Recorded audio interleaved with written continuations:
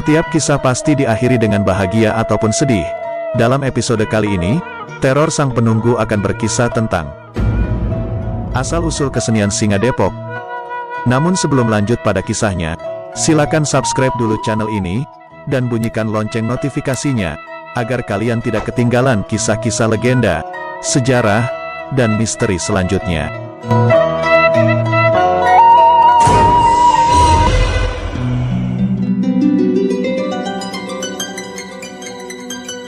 Kesenian Singa Depok atau kesenian Sisingaan ini berasal dari Subang, Jawa Barat, dan inilah kisahnya.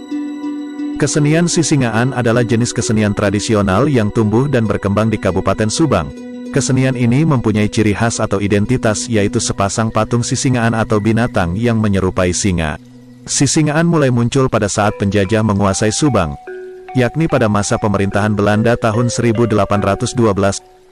Subang pada saat itu dikenal dengan Double Bestur dan dijadikan kawasan perkebunan di bawah perusahaan P dan T Lans, atau yang berarti Pamanukan dan Cia Semelanden. Pada saat Subang di bawah kekuasaan Belanda, masyarakat setempat mulai diperkenalkan dengan lambang negara Belanda yakni Crown atau mahkota kerajaan. Dalam waktu yang bersamaan daerah Subang juga di bawah kekuasaan Inggris, yang memperkenalkan lambang negaranya yakni singa. Sehingga secara administratif daerah Subang terbagi dalam dua bagian, yakni secara politis dikuasai oleh Belanda dan secara ekonomi dikuasai oleh Inggris. Masyarakat Subang saat itu mendapatkan tekanan secara politis, ekonomis, sosial, dan budaya dari pihak Belanda maupun Inggris. Namun masyarakat tidak tinggal diam. Mereka melakukan perlawanan. Perlawanan tersebut tidak hanya berupa perlawanan fisik, namun juga perlawanan yang diwujudkan dalam bentuk kesenian. Bentuk kesenian tersebut mengandung silip, atau pembicaraan yang tidak langsung pada maksud dan tujuan, sindir, atau sesuatu yang bertentangan dengan kenyataan, siloka, kiasan atau melambangkan, dan juga sasmita, contoh cerita yang mengandung arti atau makna. Dengan demikian masyarakat Subang bisa mengekspresikan atau mewujudkan perasaan mereka secara terselubung, melalui sindiran dan perumpamaan yang terjadi atau yang menjadi kenyataan pada saat itu. Salah satu perwujudan atau bentuk ekspresi masyarakat Subang yaitu dengan menciptakan salah satu bentuk kesenian yang kemudian dikenal dengan nama Sisingaan.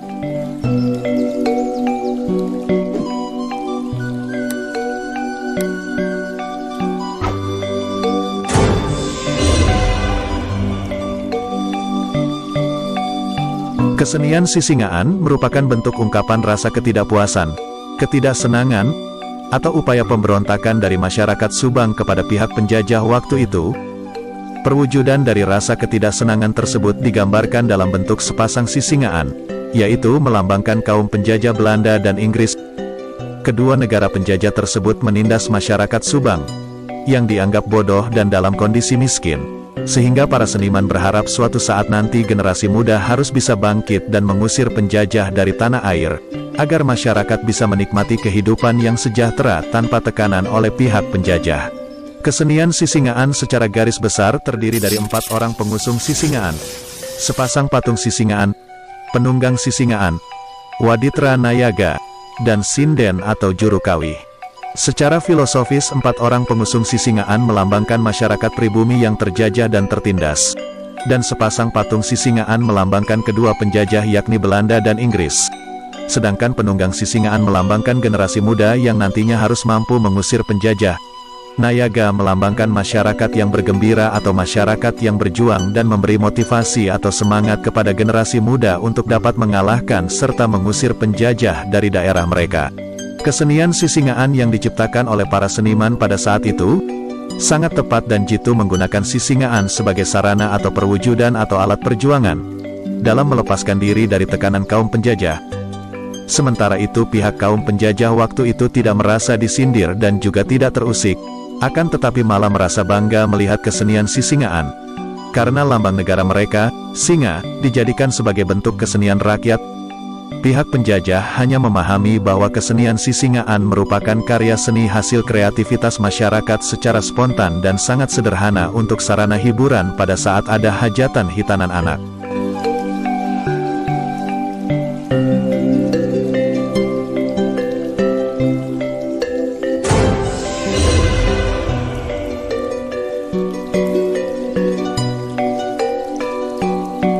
Padahal maksud masyarakat Subang tidaklah demikian.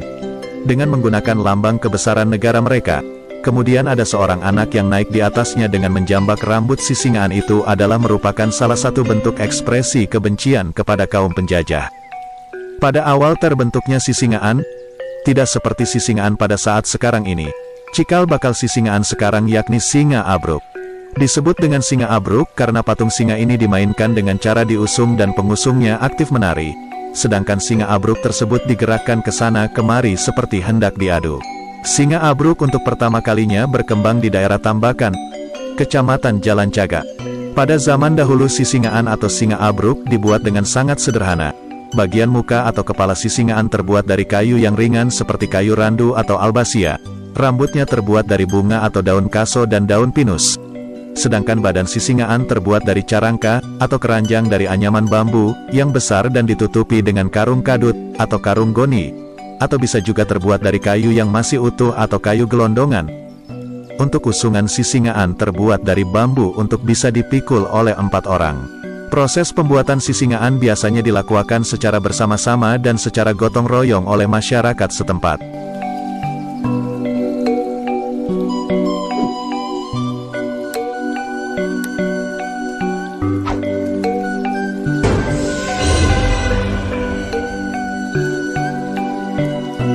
Waditra pada masa itu sangat sederhana. Hanya memakai beberapa alat musik saja, seperti beberapa angklung pentatonis berlaras salendro, namun kemudian berkembang seperti saat ini. Dan inilah alat musik sisingaan pada masa itu. 2 buah angklung galimer, 2 buah angklung indung, 2 buah angklung pancer, 2 buah angklung rael, 2 buah angklung ambruk, 1 buah angklung engklok, 1 buah trompet, 2 buah dok-dok lonjor, 1 buah beduk, 3 buah terbang. Sementara itu lagu-lagu yang dinyanyikan pada masa itu antara lain lagu badut samping butut, manuk hideng, sirem berem, dan lain-lain. Sedangkan untuk lagu pembuka biasanya menampilkan lagu tunggul kaum. Apabila yang mempunyai hajat adalah tokoh agama atau ulama, maka lagu yang disajikan biasanya lagu yang bernuansa islami atau sholawat nabi. Pengusung sisingaan biasanya dari warga masyarakat, karena pada saat itu belum terbentuk kelompok atau grup kesenian sisingaan dan diantara mereka masih saling meminjam sisingaan.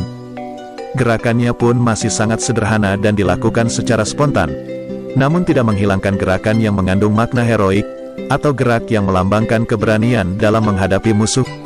Gerakan yang ditampilkan saat pertunjukan pada saat itu adalah tendangan, lompatan, mincit, dan dorong sapi. Sedangkan busana atau pakaian yang dikenakan oleh pengusung sisingaan pada saat itu hanya mengenakan kampret, pangsi, dan ikat kepala seperti masyarakat pada umumnya. Sedangkan kalau yang hajatan dari masyarakat golongan ekonomi menengah ke atas, busana yang dikenakan antara lain baju takwa, sinjang lancar dan ikat. Kemudian pada sekitar tahun 1960-an, busana pengusung sisingaan mulai mengalami perkembangan dan penyesuaian, seperti perubahan warna yang mencolok dan bahan pakaian yang cukup baik.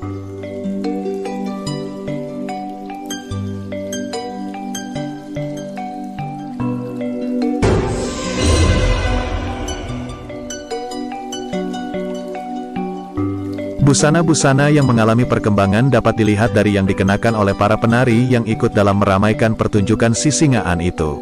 Sementara itu, penonton yang tertarik dapat ikut menari di depan sisingaan secara spontan, baik yang ikut dari awal atau saat sisingaan itu melewati tempat mereka. Sehingga kesenian sisingaan bisa dikatakan sebagai kesenian tradisional, atau kesenian rakyat yang bersifat terbuka untuk umum. Pada bulan Juli tahun 1968 kesenian sisingaan mulai dimasukkan unsur ketuk tilu dan silat. Hal ini dapat dilihat dari penggabungan atau kerjasama waditra, yakni adanya tambahan 2 buah gendang besar, atau gendang indung, trompet, 3 buah ketuk, dan sebuah kulanter, atau gendang kecil, bende, atau gong kecil, serta kecrek. Patung sisingaan pun mulai ada perubahan yang cukup besar dan mendasar. Untuk mengetahui perkembangan sisingaan ada beberapa bukti pagelaran pada masa lalu antara lain, pada awal terbentuknya sisingaan sering ditampilkan pada saat upacara peringatan hari ulang tahun P dan T Lans. Sehingga kesenian ini semakin dikenal luas, meskipun belum terbentuk kelompok resmi kesenian sisingaan. Pada masa setelah kemerdekaan, atau pada masa Orde Baru, Seniman Sisingaan mulai mengangkat atau menggali nilai-nilai budaya yang terkandung dalam kesenian Sisingaan, dan seiring dengan kreativitas seniman dalam menuangkan inspirasinya, kemudian mulai bermunculan kelompok-kelompok kesenian Sisingaan baru dengan kreasi-kreasi baru.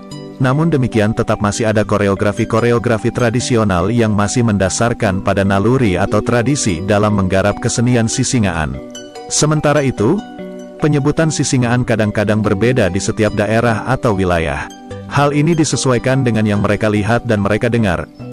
Di kawasan Subang Utara menyebut Sisingaan dengan istilah pergosi atau Persatuan Gotong Sisingaan.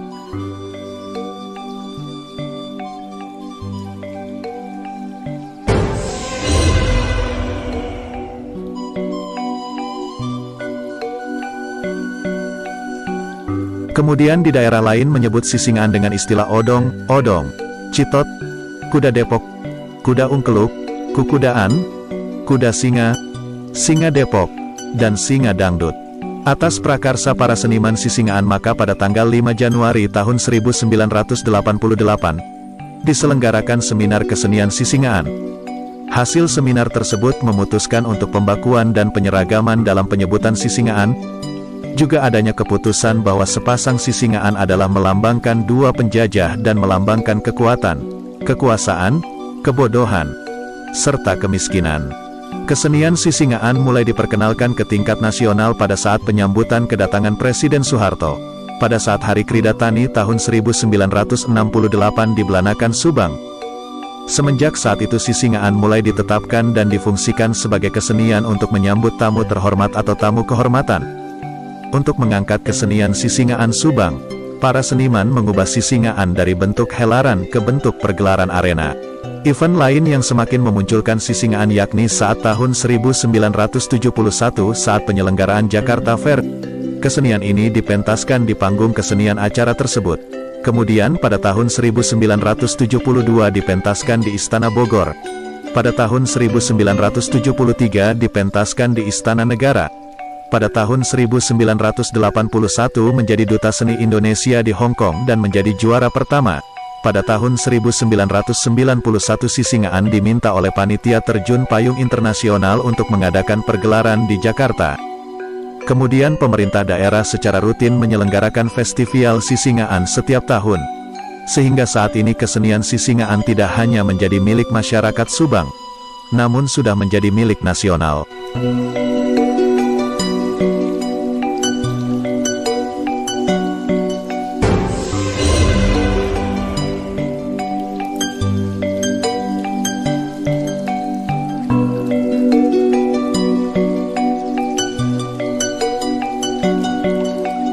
Begitulah asal-usul kesenian Singa Depok atau kesenian Sisingaan. Nantikan episode selanjutnya, tetap di Teror Sang Penunggu.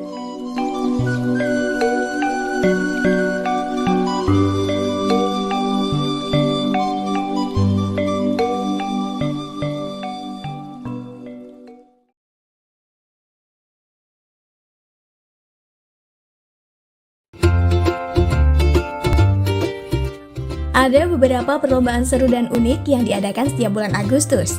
Tak sekadar permainan, beberapa lomba ini memiliki filosofi yang beragam. Salah satunya Lomba Bakyak. Lomba Bakyak merupakan permainan tradisional yang dilakukan secara berkelompok. Dalam lomba ini, para pemain akan diuji kekompakannya demi mencapai garis finish. Di balik keseruannya, ternyata permainan Bakyak ini punya filosofi unik dan seru loh bolo.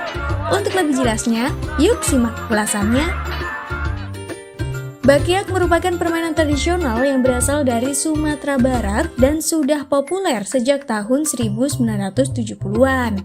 Namun di Sumatera Barat, Bakyak disebut dengan terompa galuak. Diperkirakan permainan Bakyak ini terinspirasi dari negara Jepang, yang mana adat pada negara Jepang saat itu, para geisha atau seniman penghibur tradisional di Jepang menggunakan alas kaki dari kayu pada saat pertunjukan. Geisha sangat umum pada abad ke-18 dan abad ke-19. Di Republik Rakyat Cina, semasa kanak-kanak, geisha seringkali bekerja sebagai pembantu, kemudian sebagai geisha pemula atau maiko selama masa pelatihan.